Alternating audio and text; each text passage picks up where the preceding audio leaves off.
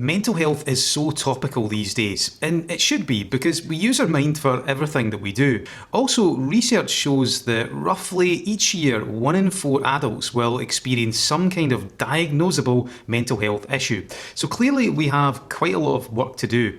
So in this video I want to talk about mental health, but I'm not going to talk about mental health issues. I want to flip it on its head and talk about what it means to have positive mental health.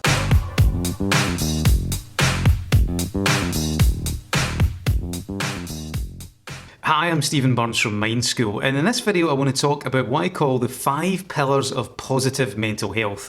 Because one of the things that slightly pisses me off about the conversations that are currently going on about mental health is that they tend to have a pretty bleak focus. It's almost like it's becoming the study of how we are broken as a human being.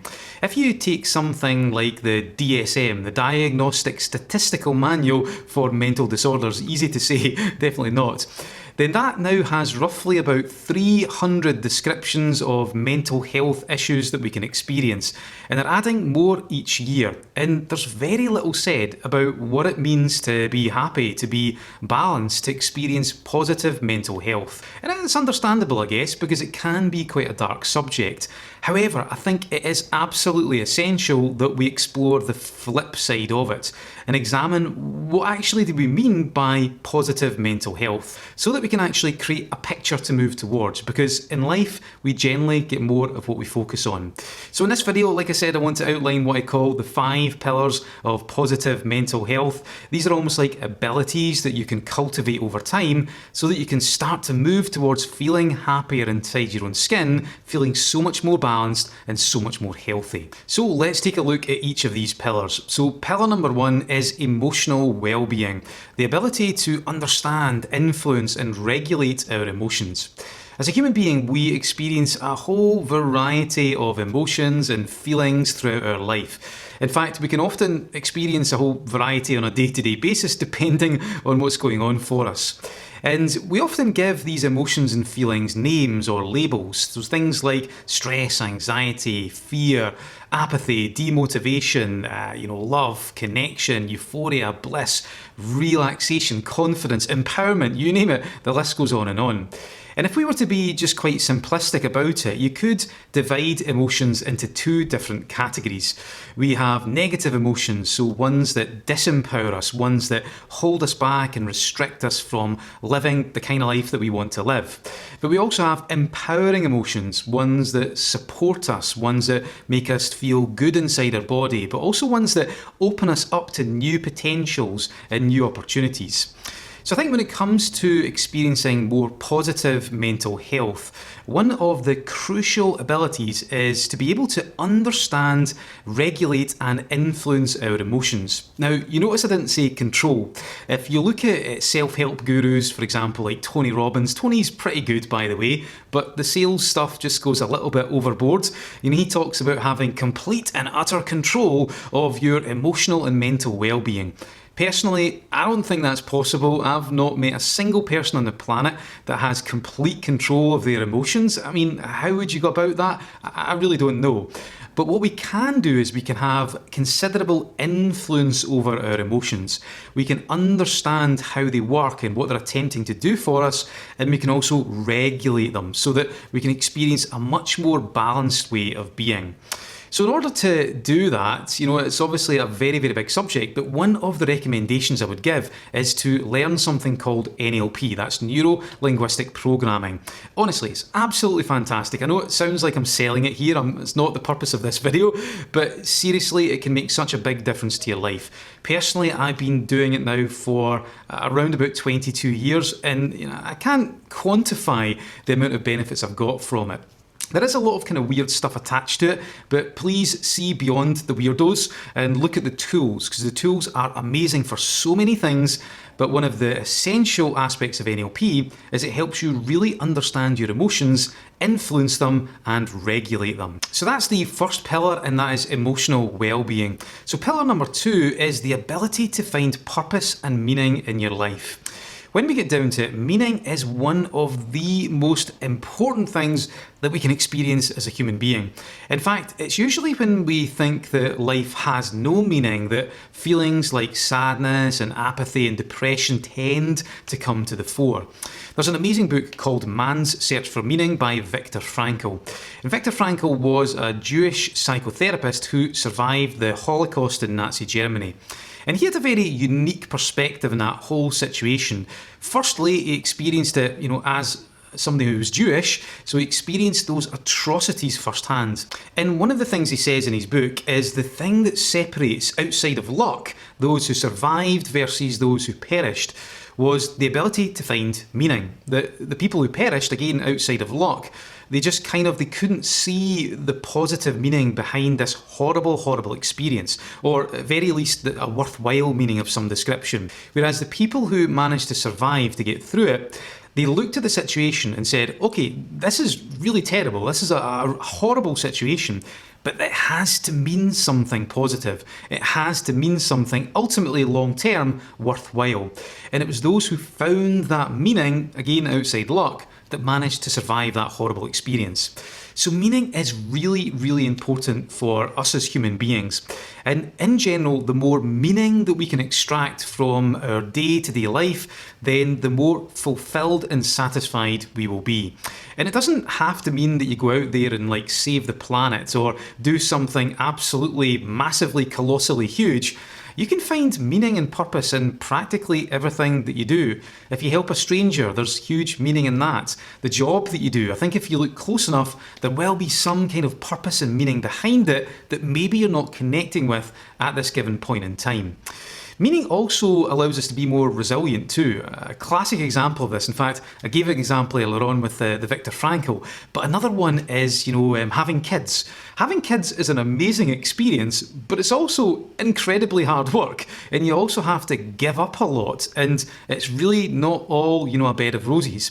And the thing that gets us through it is because it's so meaningful. It's meaning at, I guess, a genetic level. So meaning is really important for satisfaction, but it's also really important when it comes to being robust and being resilient.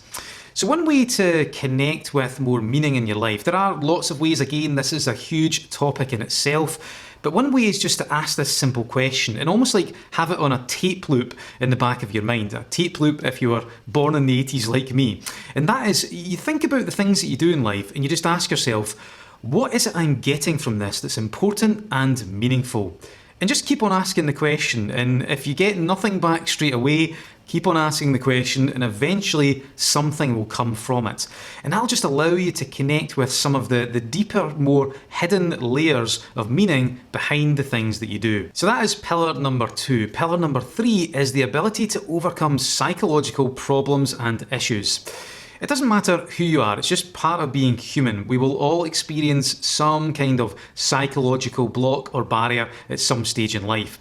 Whether that be just the day-to-day worries and angsts, or maybe self-doubt or a lack of self-belief, all the way to some of the more crippling mental health issues. It's just part of being human at the end of the day. I don't care if you are a spiritualized Buddhist monk who spent the last 30 years studying the art of Zen. You're going to experience some shit at some point. We all have stuff to deal with. In fact, there's an argument to say that if you're the kind of person who likes to push themselves, who likes to develop themselves, to step out of the comfort zone and do things a bit differently, then you're going to experience more shit to deal with than someone who maybe stays in the shadows all of their life. And that's not necessarily a bad thing, it's just part of being human. When we do step out of the shadows, when we step out of our comfort zone, that's a surefire way to start to expose some of the crap, some of the psychological blocks and barriers that are holding us back. So we have to have a way of being able to figure out what those things are and then change to evolve beyond them so that we can then let them go and then move forward. So how do we do that? Well, of course, that is a massive subject in itself, but this is once again where I go back to recommending NLP, Neuro-Linguistic Programming.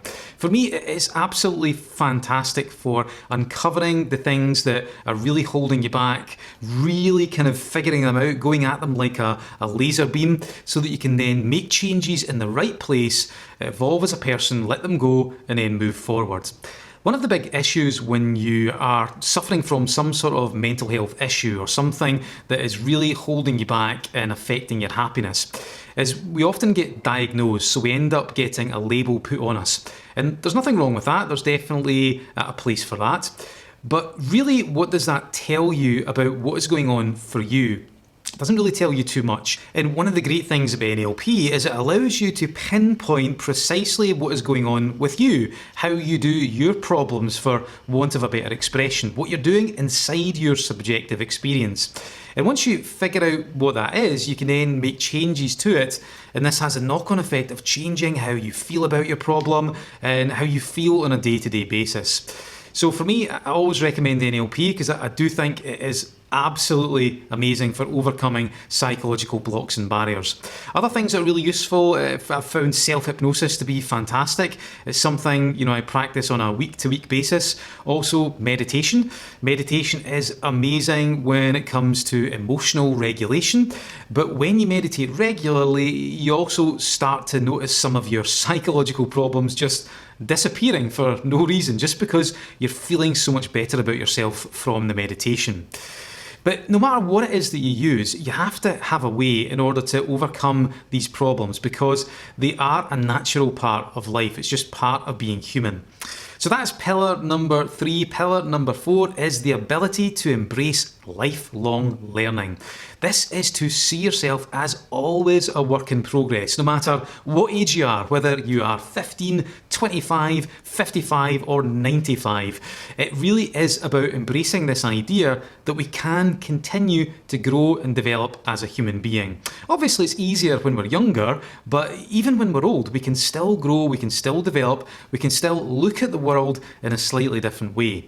And this is really important because if we don't continue to learn over time, because the world changes, then we are in danger of being left behind and becoming disconnected with the world and potentially the societies that we belong to. There's a really cool story that Einstein used to tell, at least I think he used to tell it, he's not here to verify it, but anyway.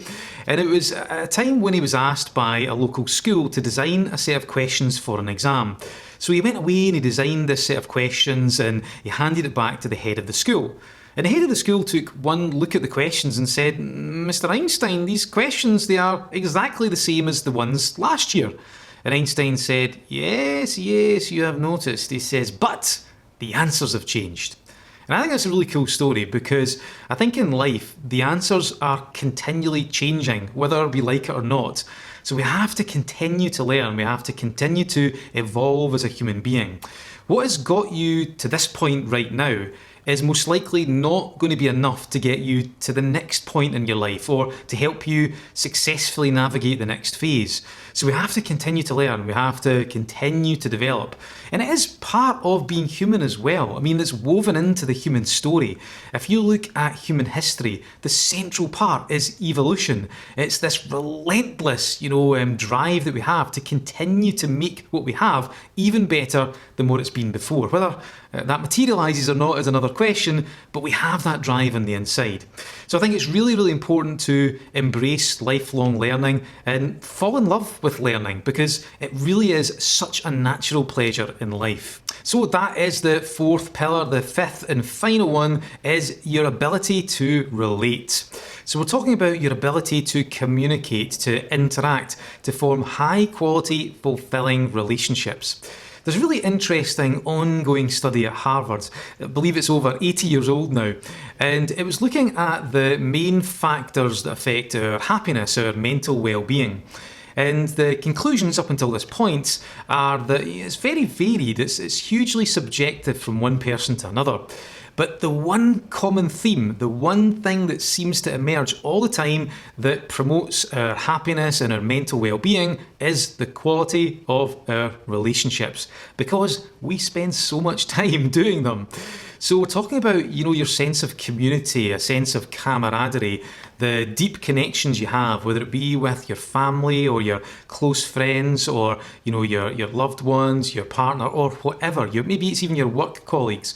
This has such a crucial role to play when it comes to our mental well-being, when it comes to our sense of positive mental health. So this is obviously a massive topic. There's so much to this. But I think just to give you some general tips, I think first of all, you really want to choose your relationships wisely.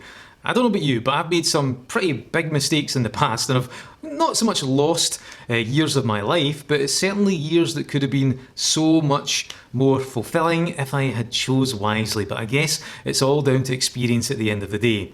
And also, and I think this is really, really crucial, and that is if you have any toxic relationships, you got to get rid of them. And I know it can be quite difficult, especially if we've invested in one, and certain abusive relationships can be very, very difficult to get out of, just the psychology behind them. But you've got to have the strength to do it.